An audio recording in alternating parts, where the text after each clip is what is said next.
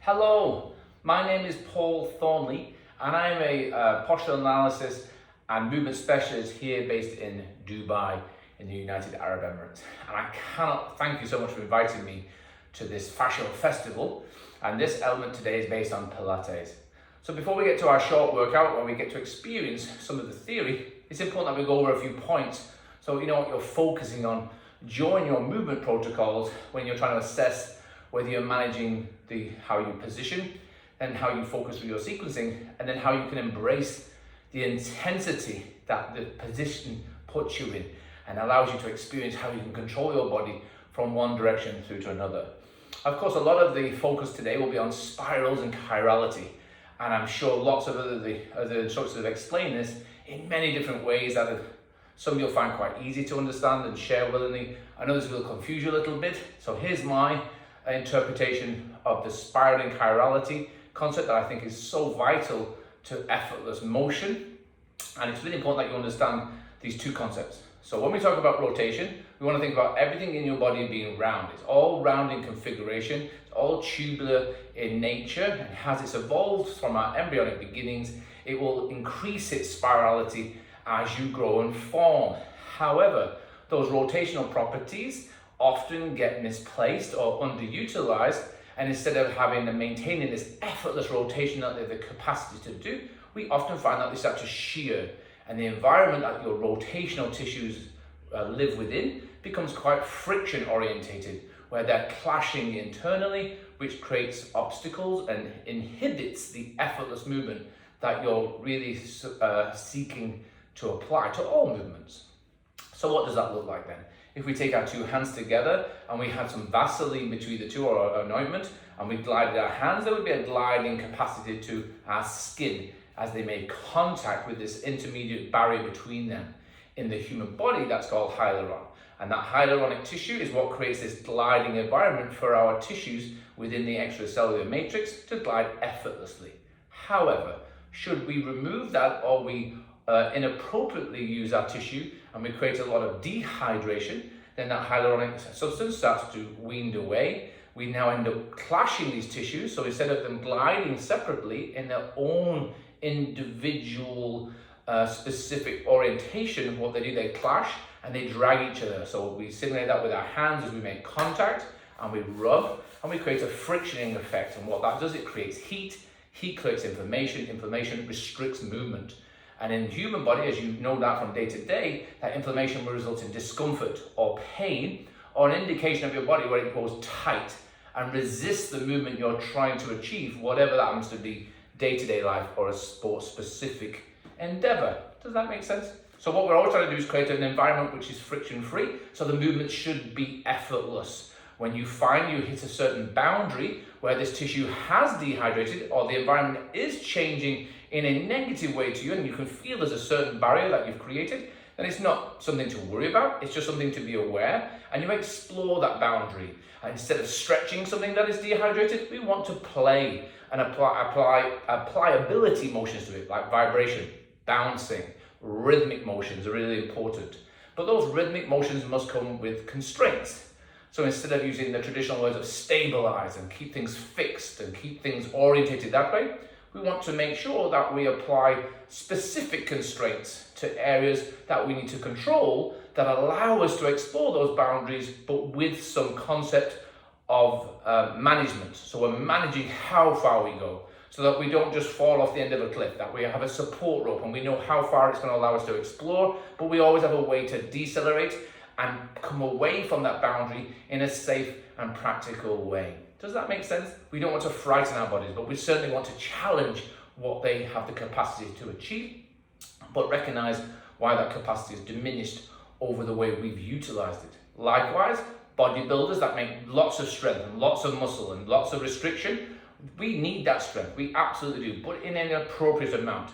Likewise, the other end of the spectrum, you have dancers and people that stretch a lot, and they have a lot of laxity. And it's not that we don't want range of movement, we absolutely do. We want to have lots of ways to move our body and our structure around as we navigate ground to ceiling. However, do we want too much laxity?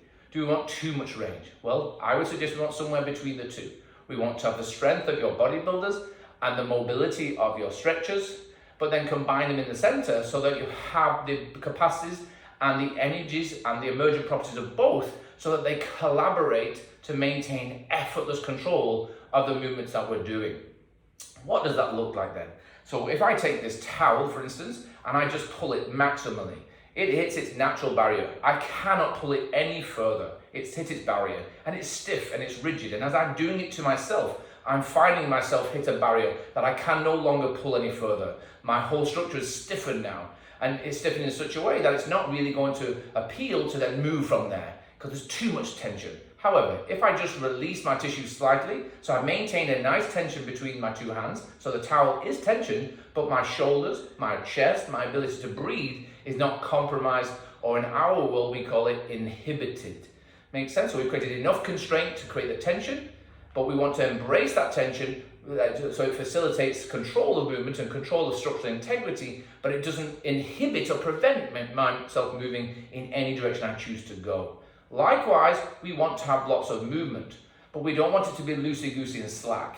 Yes, so we want to make sure that we don't slacken as we're moving, because then we lose control. So we want to use our sensory feedback, and we want to create these coils. And if you look at the towel, as you see a sense of turning, as we rotate this towel, you'll see how it binds and tensions it. But there's a limit to that tension. If I continue to turn, it will hit its own barrier. There's only so far that I can coil and tension before I now reach its maximum. And then what will happen if I overdo it, it will start to curl within itself.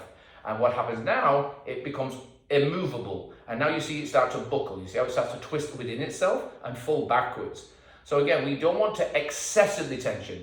And it's finding this Goldilocks approach of how much is just enough to achieve the intention of your particular movement in that particular environment. So make sure that we are applying movements of opposing rotations, which is how we create these spiraling effects, and these emerging properties that will come from that will then allow you to move and navigate the forces that you're utilizing appropriately throughout your body. However, if you exceed those boundaries, you see how it falls back on itself and it creates a pull.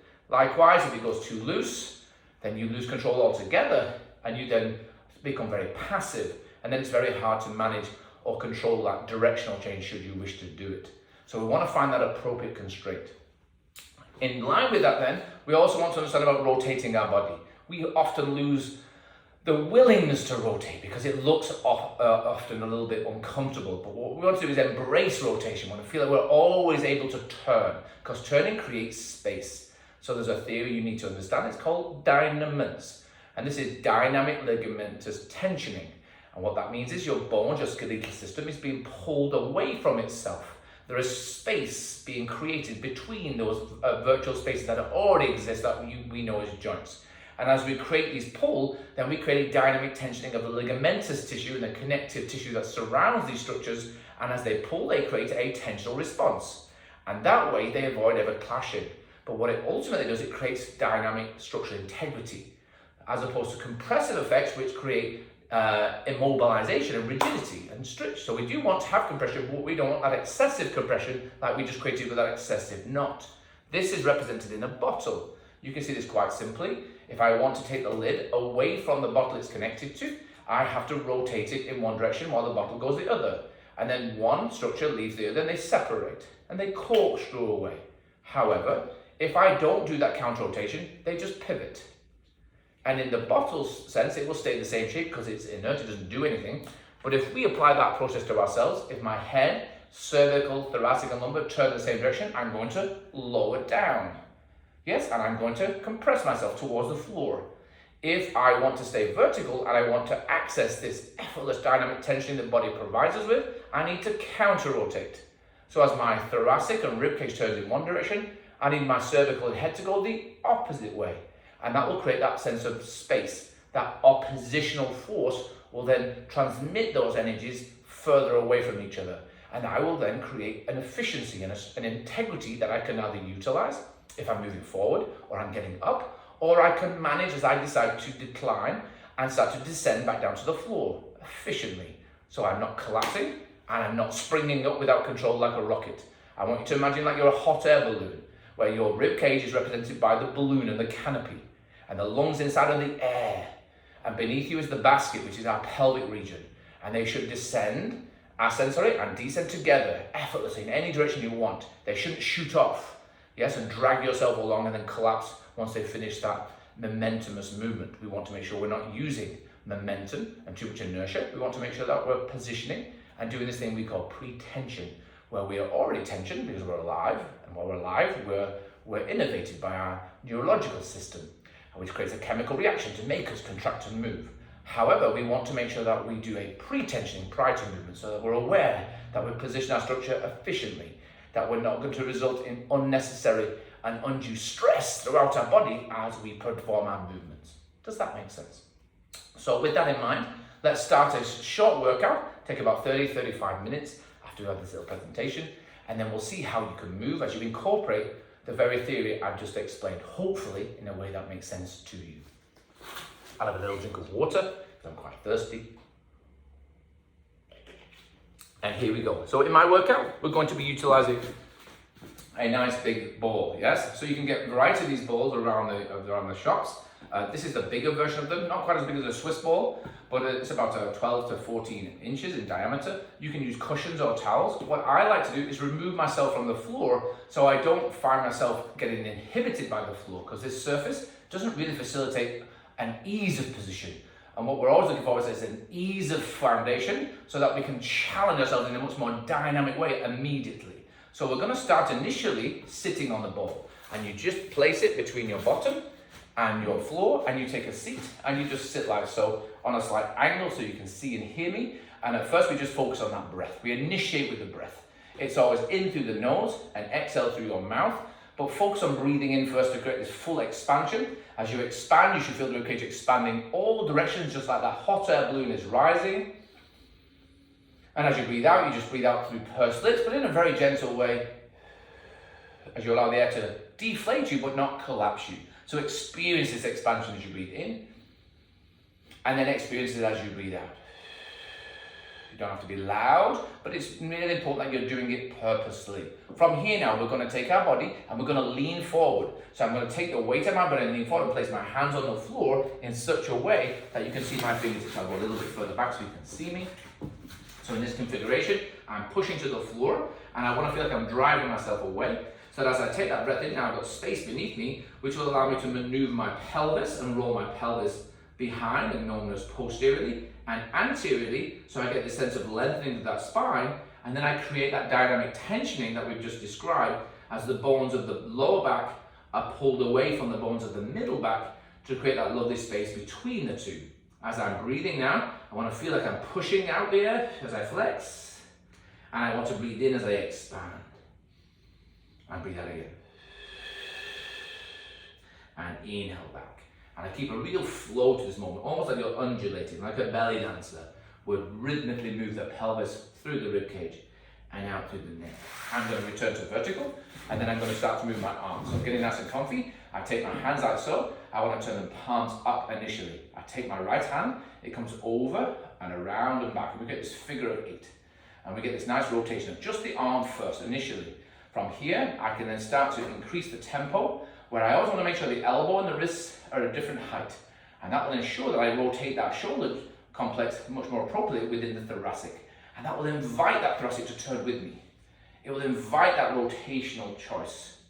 Now, with my knees in this configuration, I will find my natural boundary of my own thoracic, because I like to turn left, but I really don't like to go right too much. We can influence that rotation later, as we choose what the legs do. But here we change the arm now. We go the other side, I come over and around. I start with just my arm to create this nice fluidity, and I want to feel like I'm cutting through the air as I create this nice figure of 8 undulating motion. And it's very rhythmic. I want to find my breath as it accompanies this movement. So breath in, expand, breathe out to control the compression of my bones and my rib as they make my diaphragmic structure move within.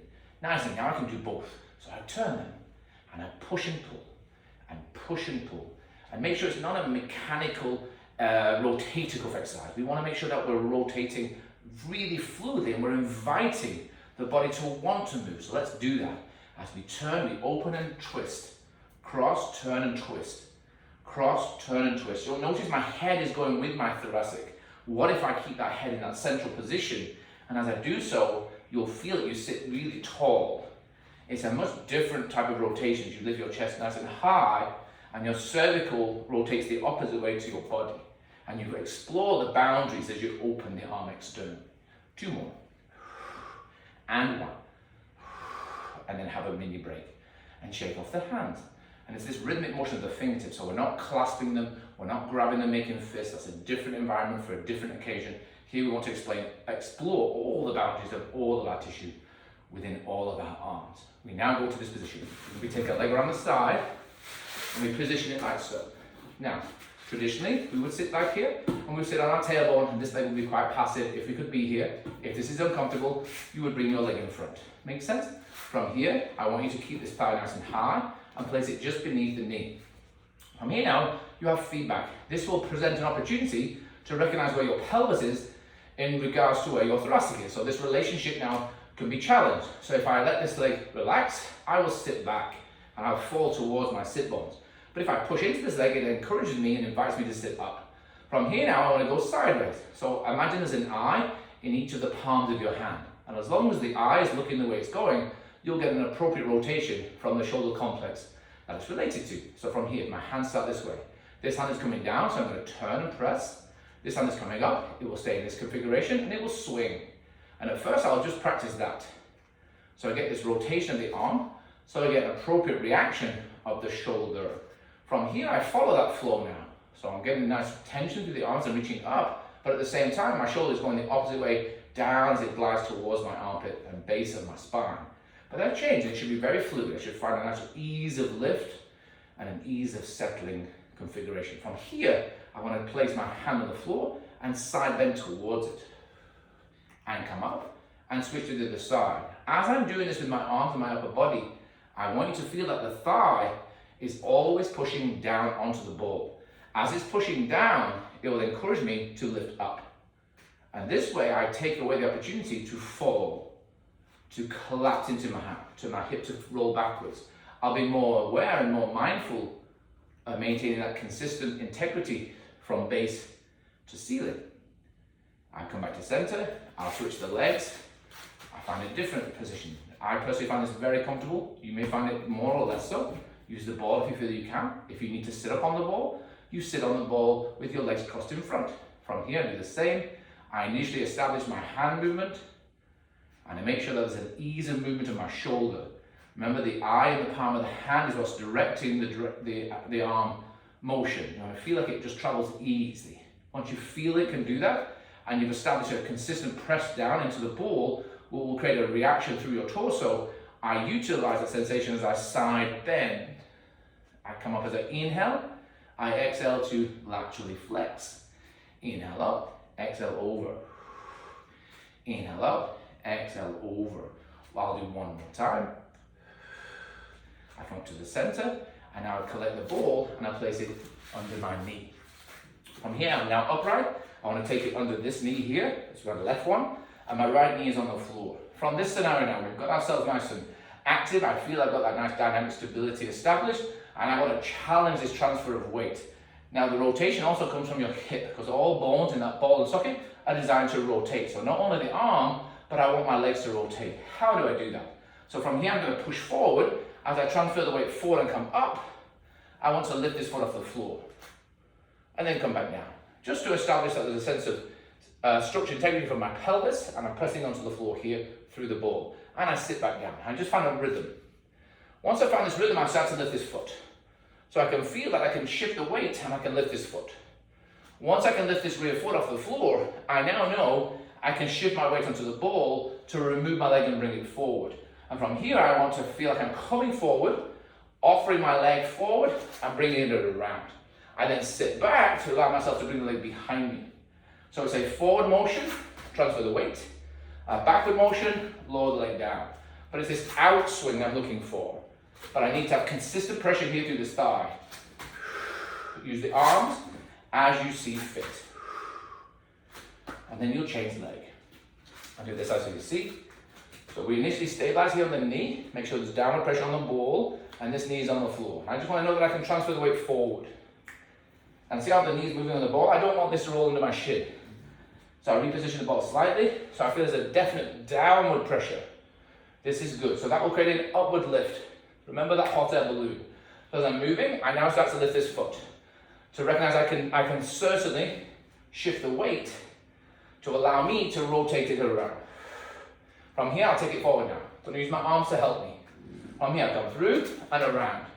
I come back and settle. I come forward and around. I stride comfortably. It's much easier to go forward, much more difficult to come back. So use your arms appropriately as they offer you the opportunity to control. Woo, and then have a mini break. And you'll feel a gorgeousness through your thigh. Hope you enjoyed that one. We now take the ball now and we place it behind here, behind our feet. So our feet will be on top. Your hands now, a little bit further back. Your hands now will be just forward of you and they're pushing you backwards. So you're not over your wrist, trapping the wrist here and inhibiting your movement of your shoulder or any subsequent movement you'd like to do. So always try to be pushing backwards so the hands are slightly forward of you. From here, we're going to take our shoulders to the sides and find this rhythmic motion as we push off the outside of your hand. From here now, what you do with one breath, change the breath in or breath out, you're going to push back behind that rotation to the opposite side and then change. So you get this nice rotational motion of your body, but I'm not collapsing the cervical or the lower back as I do so. I want to feel like I'm moving from my knee, through my hip, through my wrist, and through my shoulder, and then collaborate to allow me to rotate. From here now, I need to push down here. So watch what happens. I'm pushing my feet down to lift my knees up. At the same time, I'm driving the hands back. So I don't move forward. I stay really central. I take a breath in, I push down in the hands and the feet, and I lift the pelvis gently in the air. I'll inhale to hold, and then I'll exhale to lower down. If you're finding as you do this that your back starts to arch and collapses like a horse's saddle, what you can incorporate here is a sense of rolling. So from this scenario, what you'll do as you push down on the feet and into the hands, and you apply just enough pressure to achieve the lift, you might need to slightly roll the pelvis posteriorly just to facilitate avoiding collapsing into your back. What you want to avoid is just lifting up and collapsing down into your back like this. So make sure you're pressing down all the time. And then lower down. And push. And lower down. And push one more. And last time. And then you just want to hold it there. And from this position, you'll then just change the spine. Like you undulate from your tailbone to your chest. And then from your tailbone back to your head. Do twice. Lower down. Take a breath as you sit onto the ball again like we began. And just push back to give your spine and your elbows a little bit of a mini break. And then sit nice and tall to embrace that. How does that feel, guys? I hope you're getting the concept that we're trying to make sure we always have movements of opposition and we're not just translating our force in the same direction, because that would result in falling or collapsing under pressure. So we always want to embrace that intensity, but by creating brilliant positioning first, following a really delicious sequence that enhances the intensity that is offered to us. Does that make sense? Next one. We're going to line our side from here, and this is a really nice one. If I go this way, you'll see what we do. Hand is on the floor, palm is up. Hand is on the ball in front. My legs are nice and relaxed, and I'm basically going to rotate to face the floor. So I just turn over, and I come back. Keep a consistent pressure on the ball as you rotate through, and just allow yourself to spiral towards the ground. So we're just turning. This is good. Now we want to segregate our rotation. So what we do, we lift our top leg just slightly, just level with our hip. We take the opportunity at the bottom leg now to rotate, not from the floor, and certainly not to parallel, but you want to internally rotate so it's almost facing backwards. You try to rotate it behind you. As you do that, you then try to incorporate that rotation you just did to see how your body reacts to it. Just think of the towel as we rotated the towel. We want to maintain just enough tension to rotate, but just enough control to return. So there's a counter rotation of my thigh, subsequently my pelvis, and my ribcage will go the opposite way, keeping my eye line forward. And then I come back, and it is just like you're simulating wringing out that towel, and you're hydrating that spinal tissue, just like you do the capillary refill of your hyaluronic system. and we'll change to the other side. How did that feel? This is delicious. So again, we're here. I'll show you this side angle. We go forward and palm up. I'm going to now from here, I'm going to rotate and just face the floor. And then I'll come back. I'll rotate and face the floor. And then I come back. And I try to rotate with control. I'm not just falling to the ground. My legs are still pre-tensioned and active. I still have distance between fingertips and toenails, but I'm rotating with control towards the ground. And I rotate back, and I encourage that volume expansion of my breath. So as I rotate forward, I'm going to breathe out to control how my ribcage compresses me. And as I inhale, I'm going to encourage them to expand to help me return to center. Now I'll raise the legs slightly. I'll take that opportunity to lengthen the bottom leg more by tracking the patella up my thigh, and then internally rotating it towards the wall and environment behind me as I now challenge my rotation to the front, and then I bring it back to the center. So it's not as much, you'll notice a significant difference, but you do feel that you're rotating with a lot more dynamic structure and integrity. It is a lot harder to maintain, but it's a lot more delicious in effect. From here, we take the ball now, we bring it to our pelvis, so not on our pubic bone and not on our belly button, but somewhere in the center. We rotate onto the ball. So knees are down and I'm in this position. From here, I want the fingertips as far as I can so I can decide to lower my rib cage. I want to be able to move my ribs. Likewise, I want to be able to move my pelvis the opposite direction. So my knees are down, my feet can be flat. What I want you to do and feel is that your rib cage comes forward and down as your pelvis rolls backwards and over the ball.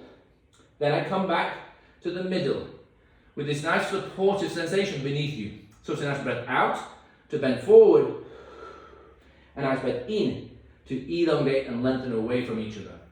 So at all times there's tension through the spine from tailbone to head, and at no time am I collapsing. Don't fall into the ball of your neck.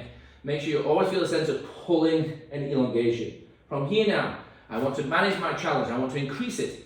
So now I have the sequence and the position. I'm going to add the intensity by offering a leg. So my leg will just rise. If the foot was on the floor, that's the height it is. I just happen to point the feet. I then will offer my arms. So I'm just on my hands initially. From here, I'll raise the other leg. So both legs are in the air now, and I feel that I'm off center. I have to manage this adaptation. I have to give myself time to react and respond. From here, I'll come up onto the fingertips. But again, I'm always thinking ribcage forward, pelvis going backwards to maintain the integrity of my shape. From here now, I want to lift one arm off, and I can just shift slightly and lift and hover and embrace that rotational challenge. Now the other side. This will be a little bit more difficult for me. But again, I'm just transferring the weight. I'm allowing my body to react appropriately as I let the hand hover. So this is like your modified swim. Breathe appropriately, breathe with intention so it assists you and it collaborates your breath with the movement and sequencing you're trying to control and manage. Knees will come down, elbows will come down, I bring my hands back, I bring my knees underneath me, and I push all the way backwards onto the ball. I come all the way back up, and I sit nice and tall. How's that feeling so far? So have a little word with yourself, have a think of how you're managing these forces that you're placing around you, excuse me, and make sure that you're not putting yourself under undue stress. Makes sense? And have a little drink of water. And we go to the next one. From here, we want to take our hand on the ball and we place it like so. So the arms on the ball like this, like I'm going to be chopping wood like this. My other hand will be at the side of the ball, but because it is, I'm going to have to square up my shoulders so that I'm not pushing or rotating unduly right now. But I do want to embrace rotation, yes? So from here, I've just challenged my spine with a serious amount of intensity, so I want to reward it. So what I do, I'm going to bend my elbow so my elbow rotates and it comes backwards towards my thigh behind me, and as it does that, I push the arm on the ball forward. And then I push out to bring it back. So I'm pulling back with the elbow on the ball and I'm lengthening the arm beneath me. Remember, the hand is still forward of my shoulder. So as my elbow comes back, you'll notice my wrist gets longer, but my arm on the ball reaches away in opposite direction to this elbow near my thigh. And I just play away. So I find a rhythm. And pull back. And push. And pull back. And then switch sides. So again, the hands on the ball like you're chopping wood. I want my elbow to be beneath me. As my hand comes backwards, In this configuration, I push my hand forward with the ball. I pull my elbow back as I counter-rotate in this lateral rotation to bring my elbow towards the ipsilateral thigh, and I push and pull. And I find this rhythm. Once I have this and I've established this and I feel like I can control the distance, I can start to incorporate rotations of my arm above, underneath. I can change the angle, and I can start to play with that rhythmic option, those boundaries I'd like to seek out and play with. So I want to find a rhythm and a pace that challenges me, but it's something that I'm able to do rhythmically, that I'm not lowering down one at a time. I'm just finding a rhythm of motion. From there, that configuration, then we take our hands from here, one on there, we want them to be both on. So we take our hands, we place them on top of the ball, you can overlap them slightly, and then the elbows will come to the ground as my knees are underneath my hips. So I want to be in this configuration here. From this scenario, what I want to do, I'm pressing down onto the ball to open the elbows up like two wings, and then lower them back down. So again, I'm not trying to hunch into my neck. I want to have the ability to always move every structure within that glenohumeral structure. So I want to make sure that my arm, my humerus, my scapula, and my clavicle are not inhibited by the position I'm on the ball. And likewise, my cervical is not arching back or dropping down, but it finds that nice central position as I move my elbows. From here, I'll keep my elbows down initially, I'll curl my toes, and then I'll lift my knees. Again, maintaining a nice bounce to this. So it's a nice lift and lower, and down. Then I'll apply both. So from here, I will raise my elbows, then I'll lift the knees. I'll lower the knees, I'll lower the elbows. Knees first, elbows second. Much harder.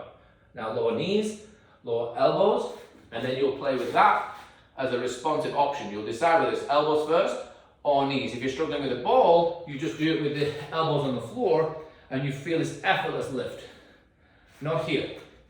Just nice and easy. You'll curl, you'll hover, you'll lower. Or knees first, then elbows, and lower and relax. Make sense? To go from there now, we need to rotate again. So we take the ball back in front. This time, with my right hand on the ball, my left hand will go between my knees, between my feet, and as it does it, I will turn beneath my armpit and reach as far away as I can in opposition, and then come back. So I'm going to offer and spiral. I'm going to come forward and reach. I'm going to offer and spiral. And then I'm going to come back and change. I'll switch. So I'm going to offer my arm. I'm going to find a position where I can send my hand through and turn. And spiral. And again.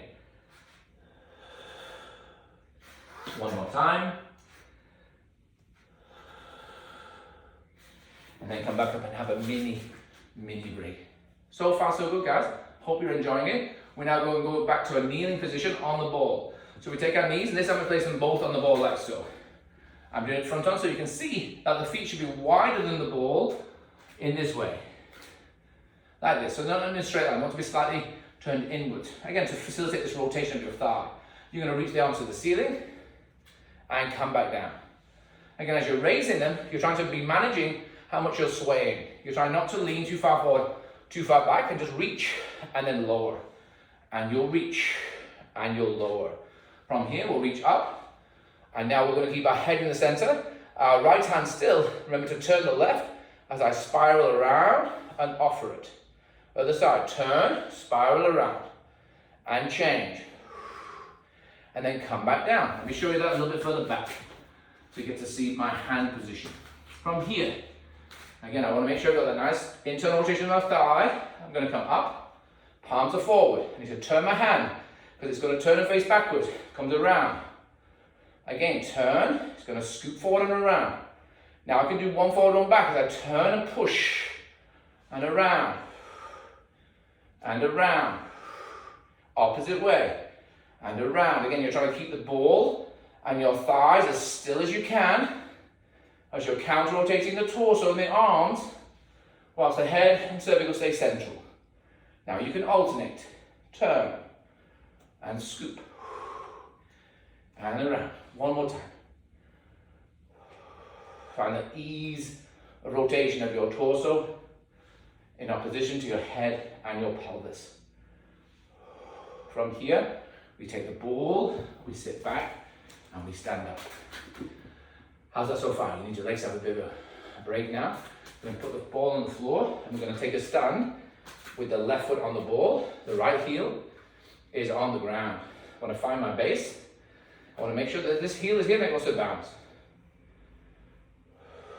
So, what you'll feel is your thighs have worked incredibly hard in the last series of movements, but now we want to make sure that we're stimulating the whole leg, and we're incorporating these decelerators behind you and the internal structural stability of the adductors.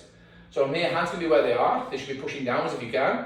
And you've got this high half toe here where your ball of the foot is on, and you're applying enough pressure downwards, yes? From here, you want to be able to maintain position. Now, what you're trying to avoid is just leaning forward. We want to try and create a lift. So again, I'm going to take my arms and I'm going to make them help me as I push down. I will lift the heel off the ground, lower the heel to lift the arm. So again, I'm pressing to lift and lowering down. What I don't want to do is take the weight off the ball and put all the weight on my leg. That would be impossible, and you'll find it really inhibits the ability to lift. Likewise, I don't want my spine to arch and stick out my butt or over tuck. So you've got to find that organization where my pelvis and rib cage are facilitating me being vertical so that I can rise without inhibiting my lift, and I can lower down nice and gently. And you'll feel this adaptation and stimulation occurring throughout this motion, throughout the whole of the supported leg and this structural integrity of your pelvis. You'll change. You might find one leg slightly easier than the other. I personally find this one easy to stand still on, but harder to move. So I start with my bounce. I give my structure an opportunity to recognize how it's organizing itself on the floor. I make sure my toes are not grabbing the ground so that my butt doesn't disengage and goes inhibited. I want to make sure that everything is stimulated in an appropriate way. I'm going to apply enough pressure down. If you want pressure, I think 2/3 on the back leg, 1/3 of your pressure at the front, and then as I raise, I do it on my inhale. Remember, the palm of the hand has got the eye in it, so it's looking where it's going, and I allow the back heel to rise with me, and then I exhale to descend.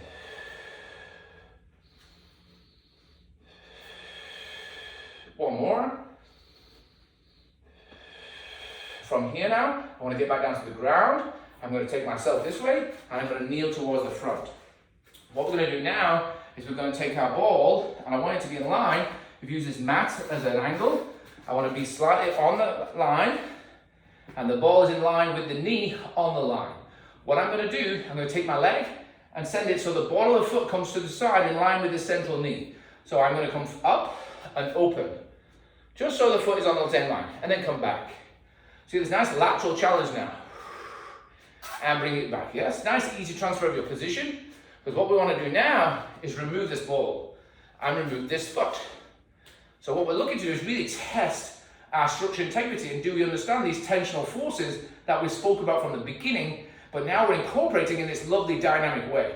So what we do is we come up and we push out and we reach our arm long to create this nice T shape. I'm going to raise the foot. Can you see how I've just lifted it off the floor? From here now, I'm not picking it up. I'm pushing it and pressing it towards the top hand here in the air, and I offer the ball. And I bring it back down. Again, I try to balance this and let it react, but I don't want it to react very aggressively. I want to manage my tempo and my sequencing. So I'm reaching my arm, I'm engaging my breath so it has a purposeful effect and creates this volume intensified inside me. And as I inhale, I lift the hand, and I exhale to lower. I take my time as I concentrate and try and focus on just getting this fluidity of the movement whilst I challenge the positional integrity of my shape. Come back down, try the other side.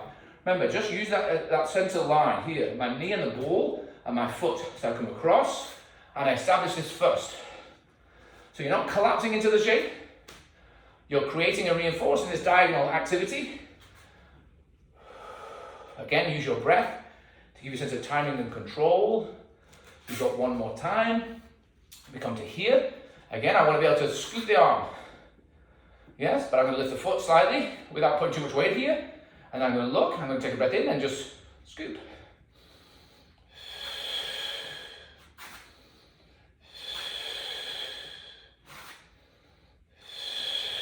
Once you've got it, lower down, come back, have a mini break. Place the ball in your belly, take it to your side slightly. We want to roll over the ball now and flex through.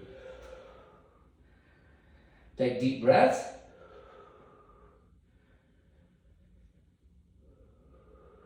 And roll back up. From here now, we're going to take a seat on the ball. We take our pelvis here like so, and we sit against the ball. This is quite tricky. So this is probably coming towards the end of our workout. We want to make sure that we have the effortlessness to finish it, to make sure that we're integrating the whole of our legs with the whole of our pelvis, with the completeness of our rib cage and our thoracic, and that we have no excessive pressure up through the neck and through the shoulders. What we do, take our hands to the side. Notice my fingertips on the floor. I'm not hand bearing down and collapsing into my neck. I don't have to now overwork here. By putting fingertips down and pressing down like the roots of a tree, I will be able to grow more efficiently. What I want to do from here, I want to roll onto the ball so my sacrum is on the ball, not my lower back. So I'm going to push in my hands and roll up. So I have this position here. I might go further or wider than normal, but I want to feel that I have the ability to be on the ball and rotate it. That I'm not gripping into my back or my neck or my shoulders. That I have the capacity to, I'm going to move around slightly so you can see, so I can feel I can move effortlessly. And I go the other way. And the ball allows me that, it allows me the freedom. It's a bit hard to do this on the ground, but this is a lovely place to experience it. From here now, I want to be on that sacrum. So I can roll back now, reposition my hand. From here, I raise one leg in the air. This raising of the leg should not collapse me down. I should be able to maintain the integrity of my shape. Then I raise the second leg in the air. I want to be able to lower this leg long and bring it back up. And push and bring it back up. Of course, you've got to pay attention to the proportion of your legs and your body, but you reposition yourself so you can feel this effortlessness. From here now, we lower one leg. Then the second leg will join. And this is where we do our figure eight of our legs. Remember what we did with our arms. We're going to turn, open and circle. Turn, open and circle. Then both. Now we have this lovely figure eight of both legs. And it's smooth and free as you're reaching. And you do 3. Nice and smooth. And 2. Breathe for effect so it feels like it helps you. One more time. Place your feet down. Imagine you're reading a book. You bring your hands forward. You transition into this lovely seated position. So you're just reading a book. Not tense, just active. From here, I want to roll onto my rib cage and middle back with the ball and lift my bum in the air. From here now, I'll go side on so you can see. I want to put my shoulders on the floor so my hands come down. I bring my shoulders to the ground. I'm going to change the ball because of the room I'm in. I want the ball to be under my back slightly and under my tailbone. So I'm in this configuration here. From here now, my back is free to maneuver. I have no pressure on my neck. My hands can be out to the side, I'm pressing to the floor as I wish, and I raise my leg in the air. I take my leg to meet it, and I want to just pull them in to round my spine, and curl up, and push away to elongate it. And I want to find that rhythm, and I'm pulling and I'm pushing. Breathing in to expand, breathing out to control so I don't flare my rib and arch my back. I want to pull it and really curve myself like a ball. If it helps me, collect the legs and pull yourself like a ball. Then lengthen down and reach it out. Pull in, curl up like a ball. Reach away and hold it here. We'll do windmills to finish here. We scissor the legs. We circle them around. We hit the opposite circle, we come back to center. We scissor one direction, circle them all the way around. Come back to center and repeat. Opposite scissor. Circle and rotate the femur. Bring it back to center. One more. Back in. Pull them in. Give yourself a big hug. Roll to the side. Collect the ball between your knees. Feet at the same height. Ear is on wrist. Arm is level. We now take our arm in the air and we look at it. Our hand is supporting our head. And we rotate our ribcage and cervical, but not our pelvis. You find an angle of the arm that acts like a handle on a cup of tea, and the handle and the cup should move at the same time, correct? So the same in our body, we want to find the right angle that our arm is innervating our chest wall and naturally rotating the thoracic withers on our breath. As we breathe in, we just hold and encourage that volume expansion. As we exhale, we return to where we started. You do it again, you breathe in, really full breaths now. You exhale to turn. Breathe in, breathe out to come all the way back. You come up, you spin around. Make sure that you've got a nice comfortable position for your legs. Of course, you want it harder, you take the legs further away. You quite manage the rotation, have them at almost 90 degree. Elbow here at your ear, so your ear is on your wrist. Hand out in a straight line. We hover the arm, we look. We rotate the rib cage. You might not go as far as you did the other side. Don't try to arch backwards, try to rotate around. And then come all the way forward. Your breath is your friend here, so as you're pushing onto the ball and you feel that the hips stay facing forward like the lights of a car, you're rotating just that chest wall, not arching the lower back to create more bend and lean back. You want to feel that you're turning around the corner and finding your natural barrier. Hold that position there, take a breath in. If there's more to go, you take more. You allow and explore the boundary. If it's too much, you could hold it where it is and you bring it all the way forward. You come back onto the ball, you sit on top of the ball, just like we did at the beginning. We place our hands open and we just take 6 breaths. Nice and easy, we take a breath in and we breathe out. This should be long and deliberate. You want to feel like every morsel of your body is tension free. So it's not that there's no tension within your system, but it's of a free nature that allows exploration of boundaries. It doesn't inhibit movement. So the word tensioning needs to be explained appropriately. Tension is not a bad thing unless it inhibits movement. You're now in a position where the tension should allow freedom of movement.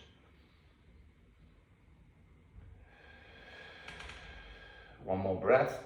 So now we've challenged the living tensegrity and biotensegrity concept of forces of compression living in a sea of tension, and we've utilized the tissue that brings that concept alive, known as myofascial tissue.